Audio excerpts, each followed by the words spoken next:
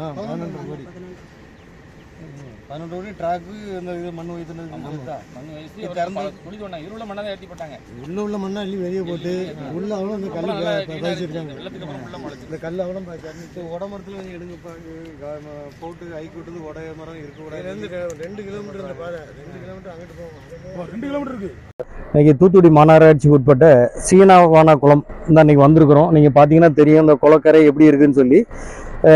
கடந்த சில ஆண்டுகளுக்கு முன்னால் தான் 11 கோடி ரூபாய் மதிப்பில் இந்த குளத்தின் கரையில் வாக்கிங் ட்ராக் போட்டிருக்கிறாங்க. ஃபயர் பிளாக் போட்டு இங்கே உள்ள இளைஞர்கள் எல்லோரும் காலையில் வந்து ஓடுவதற்கு பயிற்சி எடுப்பதற்காகவும் பெரியவங்கெல்லாம் நடைப்பயிற்சி எடுப்பதற்காகவும் இங்கே ஒரு வாக்கிங் ட்ராக் போட்டிருக்கிறாங்க. ஒரு 2 கிலோமீட்டர் தூரத்துக்கு 11 கோடி ரூபாயில் உலக வங்கிட்டேருந்து நிதி வாங்கி போட்டிருக்கிறாங்க. தூத்துக்குடி மாநகராட்சி சார்பாக போடப்பட்டிருக்கிறது. ஆனால் இன்றைக்குள்ள நிலைமை நீங்கள் பார்த்தீங்கன்னா தெரியும். உங்கள் கண்ணு முன்னாலேயே இது ஏதோ நம்ம அடர்ந்த காட்டுக்குள்ளே ஏதோ இருந்த மாதிரி இருந்துகிட்டு இருக்குது. தூத்துக்குடி கார்பரேஷன் தான் இந்த இதில் மிகப்பெரிய ஊழல் நடந்திருக்குது. இந்த மாநகராட்சி இங்கே வந்து அமைச்சரோட இன்னைக்கு சமூக நலத்துறை அமைச்சருங்க இருக்கிறாங்க.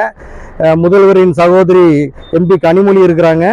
நாளைக்கு நம்ம மாநிலத்தோட துணை முதல்வர் இங்கே வருகை தர இருக்கிறார். நாளைக்கு கட்டாயம் அவர் இதை வந்து பார்க்கணும். மக்களோட வரி பணத்தை எப்படிலாம் இவங்க வீணாக்குறாங்கிறத வந்து பார்க்கணும். 11 கோடி ரூபாய் மதிப்பில் போடப்பட்ட வாக்கிங் ட்ராக் இன்னைக்கு என்ன நிலைமையில இருக்குது. இதில் பாதி கல்லுகள் காணாமல் போயிடுச்சான்.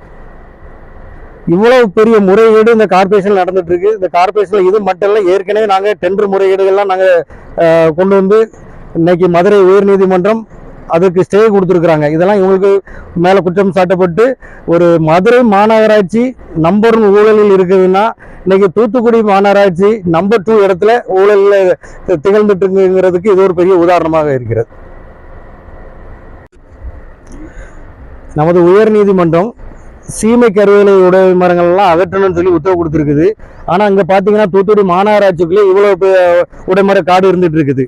ஏன் இதை வெட்டாமல் இருக்கிறாங்கன்னு பார்த்தீங்கன்னா இதுக்கு பின்புறத்தில் இங்கே உள்ள முக்கிய அரசியல் புள்ளிகள் மணல் அள்ளி அவங்களோட சொந்த இடத்துக்கு கொண்டு போயிட்டு இருக்கிறதா இங்கே உள்ள பொதுமக்கள் தெரிவிக்கிறாங்க.